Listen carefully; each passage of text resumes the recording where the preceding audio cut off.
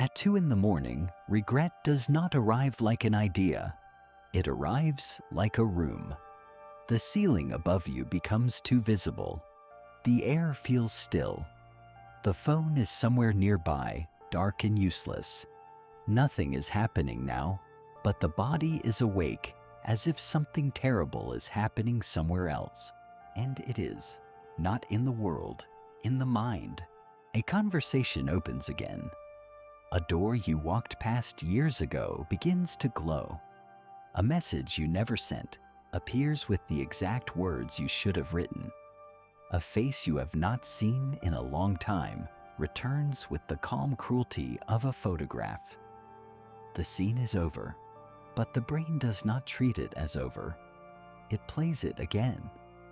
Then it plays the version where you were braver. This is the particular violence of regret. It does not simply say that something hurt. It says you could have stopped it. Sadness can be heavy. Grief can be endless.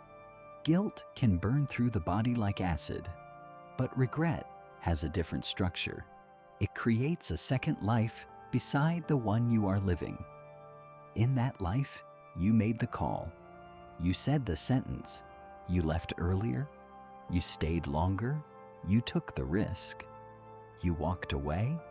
You loved better. You protected yourself sooner. You became the person who knew what to do before it was too late.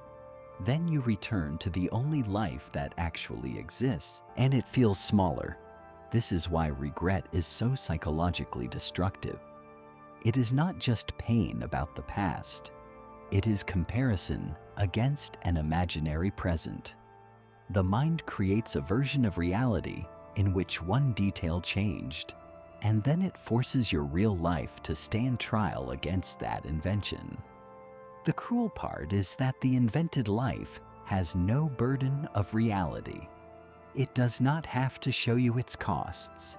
It does not have bills, boredom, consequences, disappointments, or second-order losses. It only has the thing you lost, so it always looks cleaner. This is how regret punishes. It edits the impossible until it becomes morally superior to the real. It takes a path that never happened and fills it with the light of everything you wanted. Then it turns back towards you and asks why you were too blind, too afraid, too proud, too slow, too weak to choose it. Regret is not the feeling that you made a mistake. Regret is the feeling that a better version of your life once stood within reach, and your own hand let it disappear. Before regret becomes an emotion, it begins as a simulation. The brain asks a sentence that sounds harmless. What if? What if I had said yes? What if I had said no? What if I had gone to the hospital sooner? What if I had apologized that night? What if I had not trusted them? What if I had trusted myself? What if I had taken the job? What if I had left the city? What if I had not wasted those years? This kind of thinking is called counterfactual thinking. It is the mind's ability to imagine alternatives to what actually happened. The word sounds sterile, but the experience is intimate. You do not merely imagine another outcome. You feel the pressure of another life pressing against this one. Counterfactuals are not useless. They are part of how human beings learn. If you touch fire and get burned, the mind imagines the version where you did not touch it. If you speak cruelly and lose someone's trust, the mind imagines the version where you were gentle. If you miss a chance because you were unprepared, the mind builds the lesson into the next choice. In that sense, regret can be intelligence after pain, but intelligence can become torture when it has nowhere to go. A useful counterfactual says, next time, turn left. A destructive counterfactual says, you should have turned left 10 years ago. And now you are the kind of person who ruined everything. That is the turn. Regret begins as learning, then becomes identity. At first, it tries to improve behavior. Later, it becomes a verdict on the self. The mind no longer asks what can be done now. It asks why you were the sort of person who failed then. The past stops being a place of information and becomes a courtroom. You become both the accused and the judge. This is why some regrets feel impossible to put down. They are not only about events. They are about who you believe you revealed yourself to be in the event. Coward, fool, betrayer, weak, naive, cruel, late, blind. The decision becomes evidence. The evidence becomes identity. The identity becomes a prison that wears your own face. Daniel Kahneman and Amos Tversky helped show why certain regrets hurt more than others. Human beings do not respond only to what happened. They respond to how easily they can imagine what almost happened. If someone misses a flight by 2 hours, it is frustrating. If they miss it by 5 minutes, it can feel unbearable. The outcome is the same. The plane is gone, but the second person can see the alternative too clearly. If only the traffic light had stayed green. If only they had left the house 3 minutes earlier. If only the line had moved faster. The missed life is close enough to touch. This is the near miss. It is one of regret's favorite instruments. The mind suffers most when the better world seems almost real. Not impossible, not distant, not fantasy. Almost. A person does not usually torture themselves over not becoming a completely different being in a completely different universe.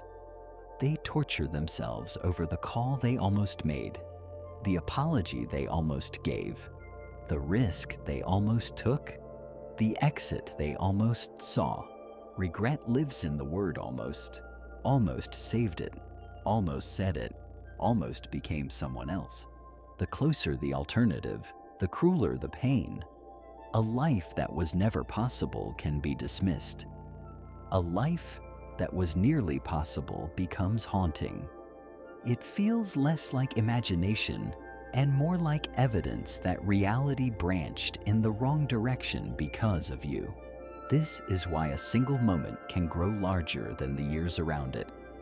One evening, one sentence, one hesitation, one signature, one unanswered message, one decision made out of fear. The rest of life may contain thousands of choices, but regret returns to the branch point. It stands there like a guard, pointing at the place where everything split. You went this way. You should have gone that way. And because that way no longer exists, the mind keeps rebuilding it. Regret is especially painful because it blends responsibility with imagination. If something terrible happens through no fault of your own, you may suffer deeply, but the mind has fewer tools to accuse you with. Regret needs a sense of agency. It needs the belief that you could have chosen differently. Without that belief, there is grief, tragedy, shock, helplessness. With that belief, the pain turns inward. The event becomes personal. Not only something happened, I did this, or I failed to stop this, or I failed to become someone who would have known what to do. This is why regret can feel more intimate than grief. Grief says the world took something. Regret says you handed it over. Grief says life changed. Regret says you changed it. Grief says there was loss. Regret says there was a door, and you were the one who closed it. The mind does not always care whether that is fair. It only cares that the story is available. Once the story exists, it repeats. In the beginning, repetition may look like reflection. You go back to understand. You analyze the sequence. You examine your motives. You wonder what you missed. That can be necessary. Without reflection, regret cannot become wisdom. But there is a point where reflection dies and rumination takes over. Reflection has an exit. Rumination has a loop. Reflection asks, "What did this teach me?" Rumination asks, "How could I have been so stupid?" Reflection returns to the present with a changed intention. Rumination returns to the same scene with sharper weapons. It does not want a lesson anymore. It wants punishment. It wants to keep the wound open so that the self can prove it has not forgotten. As if forgetting would be a second crime. This is one reason regret can become addictive. Not pleasant, but compulsive. The mind keeps returning because it feels morally necessary. If I stop thinking about it, maybe that means I do not care. If I stop hurting, maybe that means I have excused myself. If I move on, maybe I am betraying the person I hurt, or the person I could have been, or the life I lost, so the pain becomes a ritual. The person lies awake and pays the debt again. No one receives the payment. Nothing changes, but the mind feels for one more night that suffering has preserved accountability. This is the hidden trap. Regret can imitate responsibility while preventing it. True responsibility changes behavior in the present. Rumination only replays the past. True responsibility repairs what can be repaired. Rumination rehearses what cannot be changed. True responsibility accepts consequences and moves toward a different action. Rumination stays loyal to the scene of failure because it is too afraid of what life would ask after the scene is over. Sometimes regret becomes an excuse not to live. A painful excuse, a convincing one, but still an excuse. If the most important part of your life is the moment you ruined it, then you do not have to face the terrifying openness of the next moment. You can keep saying the real life ended back there. You can keep refusing the smaller, imperfect, still available future because it does not match the shining future your mind lost.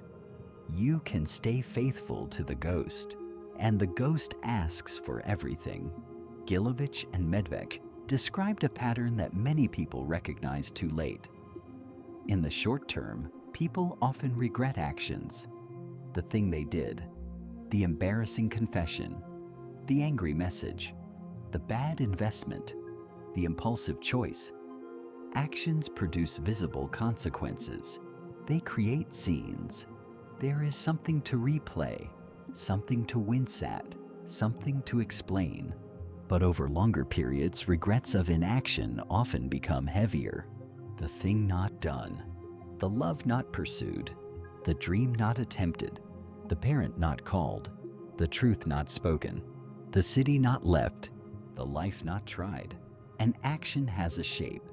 It happened in a particular way. It produced particular damage. Over time, people may reinterpret it, repair it, learn from it, or at least grow around its edges. But inaction is shapeless. It leaves an empty space. And emptiness is fertile ground for imagination. The thing you did not do can become perfect because reality never had a chance to ruin it. The relationship you never entered can remain pure. The career you never pursued can remain glorious. The apology you never gave can remain redemptive. The life you never chose can remain free of ordinary disappointment. Because it never happened, it never had to become complicated. That is why inaction regrets age so cruelly. They do not decay. They expand. The younger self says, "There is still time." The older self hears that sentence differently. There was time. The body changes. People leave. Opportunities close. The world becomes less available. A door that once looked like one option among many becomes, in memory, the door. The one that divided the life you have from the life you imagine would have saved you. This may be why regret grows more existential with age. Early regret often concerns outcomes. Later regret concerns identity. It is not only, "I wish I had chosen differently." It becomes, "Who would I have been if I had chosen differently?" And beneath that, the darkest version. Did I become the wrong person?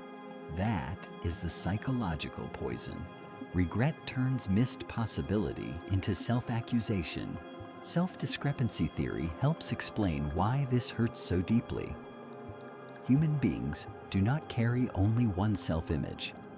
They carry the actual self, the person they believe they are. They carry the ideal self, the person they wish they were. They carry the ought self, the person they believe they should have been according to duty, family, morality, culture, or conscience. Pain appears when these selves stand too far apart. Regret opens the space between them and fills it with evidence. The actual self lies awake at 2 in the morning. The ideal self looks down from a life that never happened. The ought self asks why you failed your own standard. This is why regret can feel like being watched by a better version of yourself, not simply envied, judged. There is a version of you who spoke up, a version who did not betray, a version who did not waste time, a version who loved without cowardice, a version who did not stay in the wrong place for so long, a version who somehow saw clearly while you were confused. That version is imaginary, but the shame it creates is real. Regret is therefore not only a memory of error, it is a relationship with an unreal self. The person you could have been becomes a witness for the prosecution. They do not have to prove they would have been happy. They do not have to live through the consequences of their courage. They only have to stand there untouched by reality and make your actual life feel like failure. This is why regret often contains envy, not envy of another person, envy of another you. The more vivid that other self becomes, the more contaminated the present feels. A real achievement becomes smaller because the imagined achievement was greater. A real relationship becomes haunted by the imagined relationship. A real home becomes evidence of the city not chosen. A real life becomes a compromise measured against a fantasy that was never tested by time. The present cannot compete with an idealized counterfactual. Reality loses because reality has texture. It has flaws. It has mornings. It has consequences. The imagined life has only its best scene. This is why regret often survives even when the present is good. Someone may have a stable life, kind people around them, meaningful work, and still feel the ache of the path not taken. The existence of good things does not automatically silence regret, because regret is not asking whether life contains value.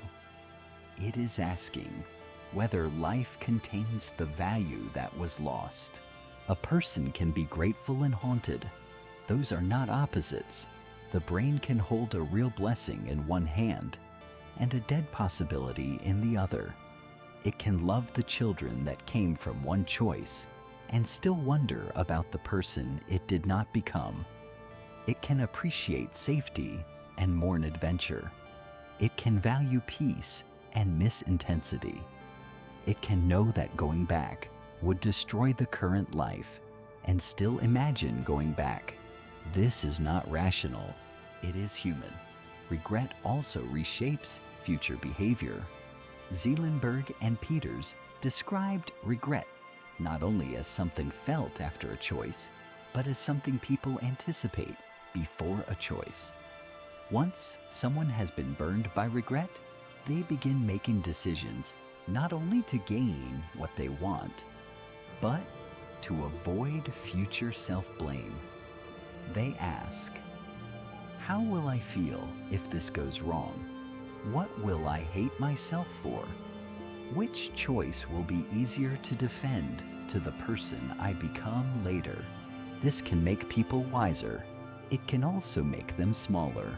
A person who deeply regrets one failed risk may never risk again. A person who regrets trusting the wrong person may confuse caution with emotional disappearance. A person who regrets staying too long may leave too quickly next time. A person who regrets not taking a chance may begin chasing every chance with desperation. The future becomes governed by the past's courtroom. Regret does not stay behind you. It waits inside your next decision. This is one reason people live defensively. They are not choosing what they want. They are choosing what they think will hurt less if they are wrong. They are not moving toward meaning. They are moving away from a future version of themselves saying, "You idiot, you did it again." A life built to avoid regret can become a life built around fear. The tragedy is that this can create new regrets. The person avoids pain so carefully that they also avoid aliveness. They choose safety so consistently that later they regret never being brave. They refuse intimacy so they will not be wounded, then regret never being known. They avoid decisions so they cannot choose wrong, then regret the life that indecision chose for them. Not choosing is also a choice. It simply hides the signature. Neuroscience gives this emotional loop a colder shape. Studies of regret in decision-making have implicated regions such as the orbitofrontal cortex, the anterior cingulate cortex, the hippocampus, and reward-related circuits. These areas help evaluate outcomes, compare alternatives, monitor conflict, update expectations, and connect present choices to past experience. Regret is not just a sad feeling floating in the mind. It is a computation. The brain compares what happened with what could have happened. It calculates the gap. Then it asks who caused the gap. That last question is where the knife enters. If the cause was chance, the pain may remain outside the self. If the cause was you, the emotion becomes personal.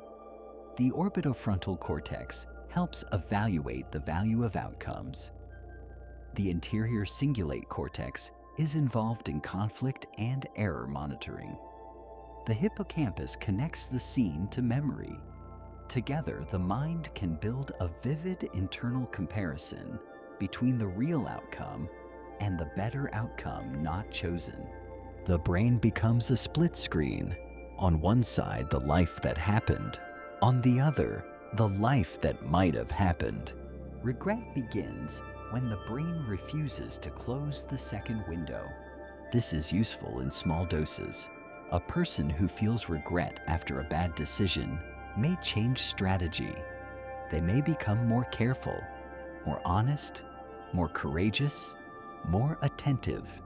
But when the comparison never ends, the nervous system keeps responding to a life that does not exist. The person is not only remembering, they are repeatedly losing something that was never fully real. That is why regret can feel so exhausting. The body grieves a simulation. Some studies suggest that regret can influence future choice in ways that resemble chasing. After a painful decision, people may make later choices as if trying to repair the emotional balance, recover the lost outcome, or prove the original decision was not fatal. This is visible outside experiments too. Someone returns to the same type of relationship, trying to get a different ending. Someone keeps working to justify a sacrifice. Someone tries to become so successful that the old rejection will finally mean nothing. But the old scene does not change. The ex does not become the person they needed to be. The lost years do not return. The younger self does not receive the message in time. The mind tries to win back the future by reenacting the conditions of the loss. It says, if I can get this one right, maybe the original mistake will stop hurting. But regret is rarely satisfied by reenactment. It moves the debt. It finds another symbol. It asks for another proof. This is why some people do not heal from regret. They negotiate with it. They offer achievements. They offer new relationships. They offer self-punishment. They offer success. They offer transformation. They become impressive for an audience that no longer exists. They build a life that is secretly addressed to the person who left, the opportunity that closed, the parent who died, the younger self who chose wrong. On the surface, they are moving forward. Underneath, they are still pleading with the past. There is a special darkness in regret because it can disguise itself as morality. It says, I am only holding myself accountable. It says, I am only remembering what I did. It says, I am only making sure I never become that person again. Sometimes this is true, but sometimes the voice of conscience becomes indistinguishable from the voice of cruelty. Conscience tells the truth, so repair can begin. Cruelty repeats the truth, so punishment never ends. The difference matters. A regret that leads to repair has direction. Apologize, change, tell the truth, make restitution, stop repeating the pattern, protect others from the harm you once caused. Accept that some people may never forgive you and still become someone who does less harm. That kind of regret is painful, but alive. A regret that leads only to self-hatred has no direction. It is dead pain. Dead pain can feel deep because it never moves. But depth is not the same as growth. A person can spend years staring at the same wound and call it honesty. Yet honesty that never becomes action eventually curdles into identity.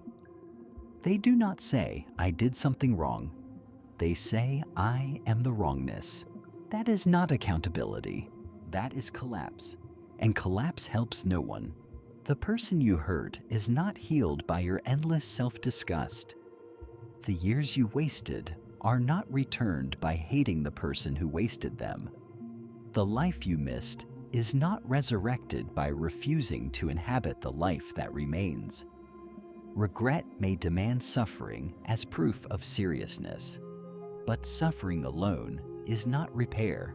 This is the line most people are afraid to cross. If I stop punishing myself, am I letting myself off the hook? Maybe not. Maybe punishment was never the same as responsibility.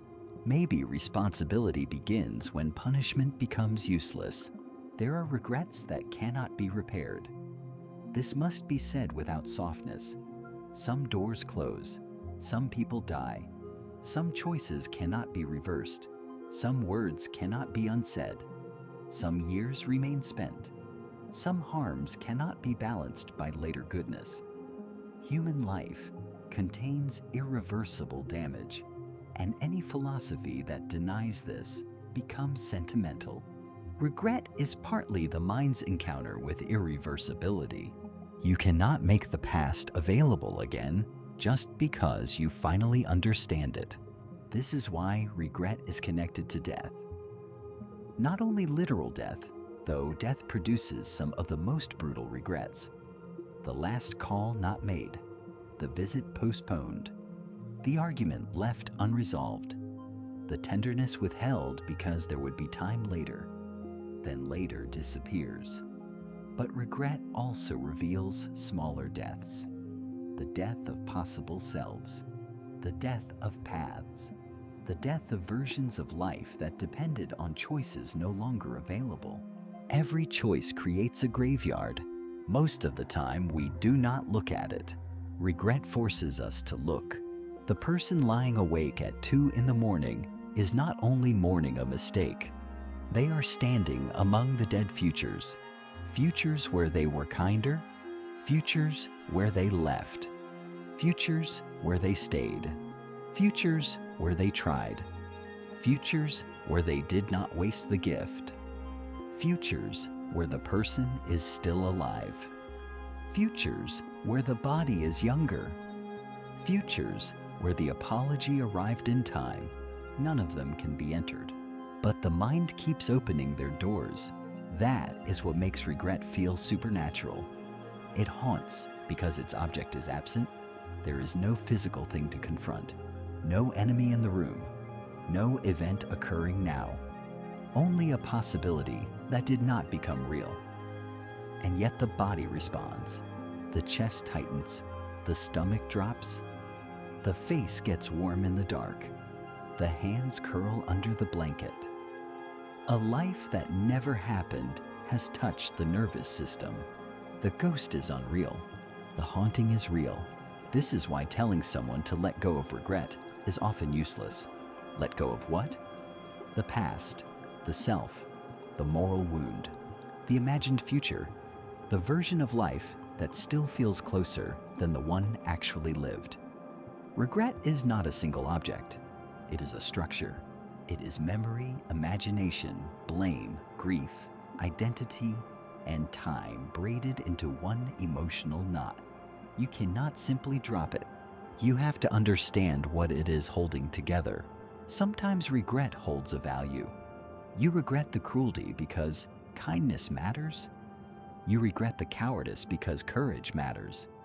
You regret the years wasted because life is finite. You regret not loving well because love was real.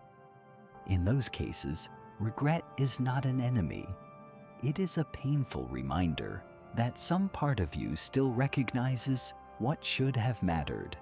But sometimes regret holds a fantasy, the fantasy that one perfect choice would have saved you from suffering, the fantasy that the other life would have been pure, the fantasy that the person you lost would have healed everything, the fantasy that your younger self had knowledge only your older self possesses, the fantasy that if you punish yourself enough, time will reopen.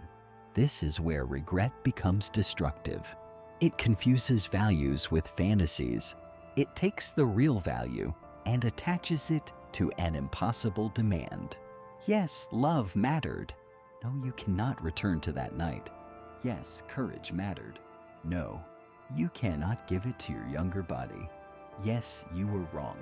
No, hating yourself forever will not make you right.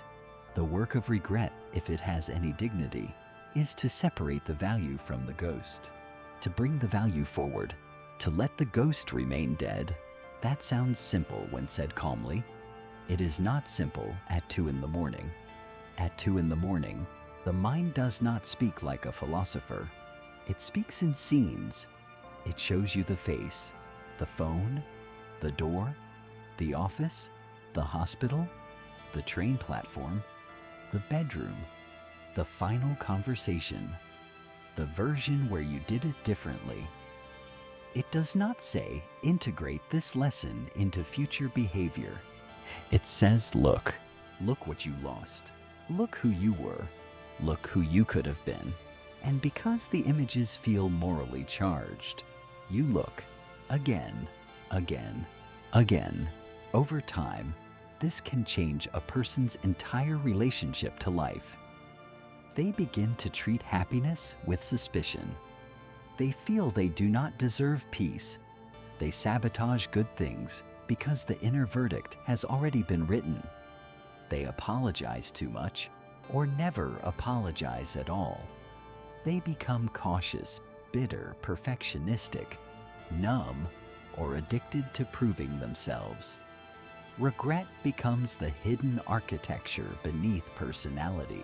Some people become hard because of regret. Others become endlessly apologetic. Some become risk-averse. Others become reckless, trying to outrun the old hesitation. Some become kind. Others become cruel to anyone who reminds them of the self they cannot forgive. No one sees the original scene anymore. They only see the adaptation. The way the person hesitates before choosing, the way they over-explain, the way they refuse opportunity, the way they cannot rest, the way they keep returning to people who are already gone, the way they flinch when life asks for courage again. Regret does not remain a thought. It becomes posture. It becomes rhythm. It becomes a way of anticipating pain. This is why it may be one of the most psychologically destructive emotions, not because it is the sharpest in the moment, but because it alters time. Fear belongs to the future. Grief belongs to loss. Shame belongs to exposure.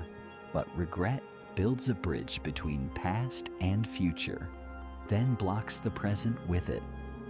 You are here, but your mind is back there, trying to rescue a tomorrow that no longer exists. The present becomes a waiting room, not a life. And yet, without regret, something human would be missing. A person incapable of regret may be free from pain, but also free from certain forms of moral knowledge.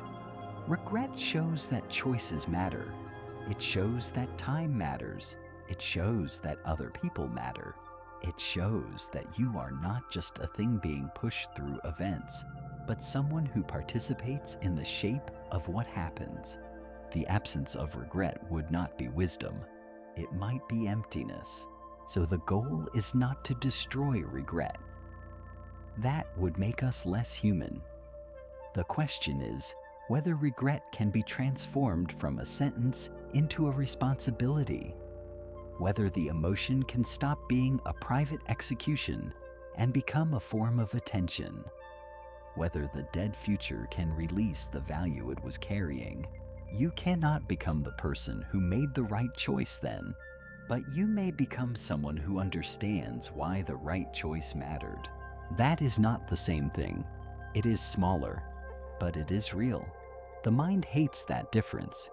It wants the dramatic repair, the restored relationship, the recovered years, the changed ending, the scene rewritten so perfectly that no wound remains. It wants redemption to mean erasure. But most adult redemption is not erasure. It is continuation under the knowledge that erasure is impossible. You go on with the mark. The question is what the mark makes you do. If regret over cruelty makes you more careful with the next vulnerable person, something has moved.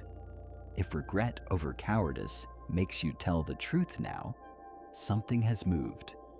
If regret over wasted years makes you stop wasting the next one, something has moved. If regret over love withheld makes you become less stingy with tenderness, something has moved. The past is not fixed by this, but the pattern may be interrupted. Maybe that is all human beings get, not a return, an interruption. There is a humility in accepting that some versions of life are gone, not because they did not matter, because they mattered and still cannot return. This is the truth regret resists.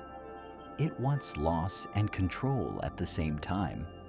It wants to mourn the outcome while keeping alive the fantasy that enough mental effort can change it.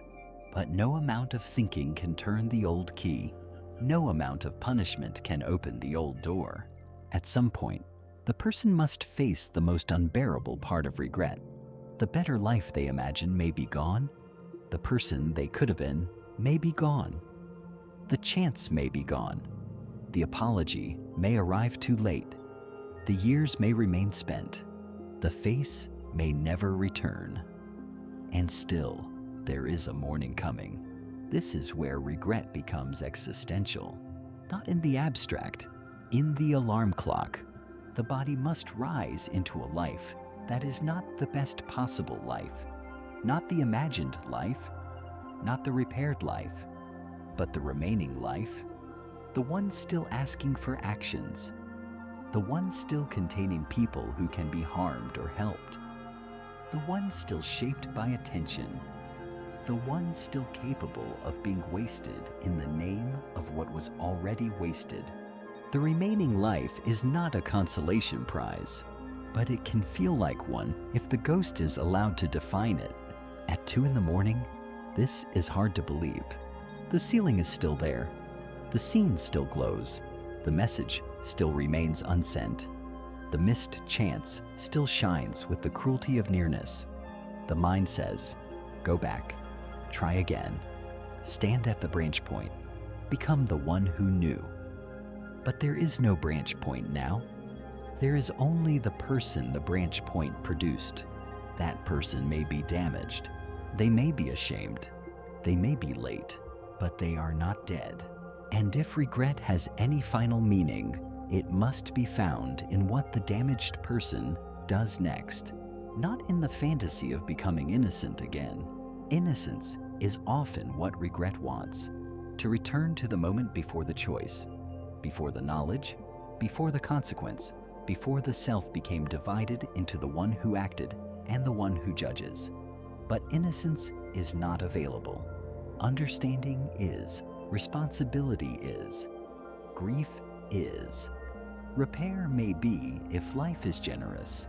Change is if the person stops using pain as proof and begins using it as instruction. This is not comfort. It is harsher than comfort, because it means regret cannot be solved by feeling bad enough. It can only be answered by living differently enough. And even then, the old scene may visit. On certain nights, in certain songs, near certain places, in the smell of a hospital hallway, the blue light of a phone, the name of a city, the silence after a fight. Regret may return because the mind keeps its dead. It may never disappear completely, but perhaps it does not have to remain the ruler. A ghost can visit without owning the house.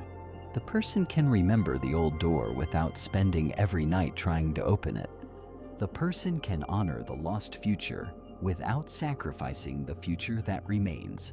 This is where maturity may begin.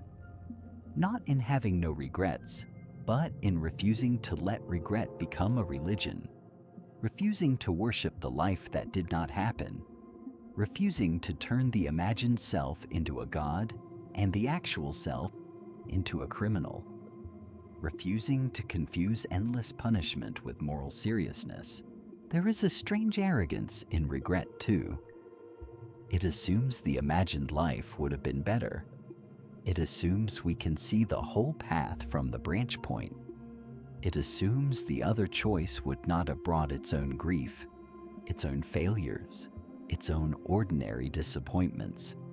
The mind takes one missing good and builds an entire paradise around it.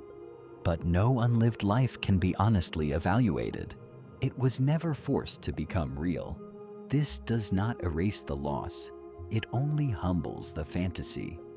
The life not chosen might have held beauty. It might also have held disaster. The person you lost might have loved you. They might also have wounded you differently. The opportunity might have changed everything. It might also have revealed a new emptiness. The younger self might have chosen better. They might have created another regret. There is no life without graves, only different graveyards. Regret tells you there was one perfect path and you missed it. Life offers no proof of that. It only shows that you chose or failed to choose, and consequences followed. Some were tragic, some were ordinary, some are still unfolding. To live is to narrow possibility until a life appears. The narrowing hurts because every actual life is built from the death of other possible ones. Maybe regret is the pain of that narrowing becoming conscious. Maybe it is the mind finally noticing how much had to die for this life to exist. That does not make the emotion harmless. It can still destroy a person. It can still hollow out the present. It can still turn memory into punishment and imagination into a weapon. But it also reveals something true. Time is not infinite. Choices are not weightless. Love can be missed. Courage can arrive late. The self is shaped not only by what it does, but by what it refuses, avoids, delays, and cannot undo. The question is, what happens after that truth is seen? If the answer is only self-hatred, regret has failed. If the answer is only fantasy, regret has failed. If the answer is only fear, regret has failed. But if the answer is a different honesty now, a different tenderness now, a different courage now, then the regret has not been erased, but it has been made less sterile. It has entered time again. It has stopped circling the dead future and begun altering the living one. That may be the only mercy available, not that the past changes. That the past stops being the only thing that changes you. Return again to the room at 2 in the morning. The ceiling has not moved. The phone is still dark. The old message is still unsent. The person is still gone. The year is still spent. The choice is still made. Nothing in the original scene opens. No hidden door appears. No younger self turns around in time, but the present is still quietly breathing. And that is what regret hates, because the present asks for something harder than suffering. It asks for participation. It asks for the next honest act. It asks whether the pain will become a pattern or a warning. It asks whether the ghost will be allowed to choose again in the name of what it already lost. Maybe regret is not the voice of the past. Maybe regret is the ghost of a future that once seemed possible. And if you listen to it too long, it will take the only future that still is.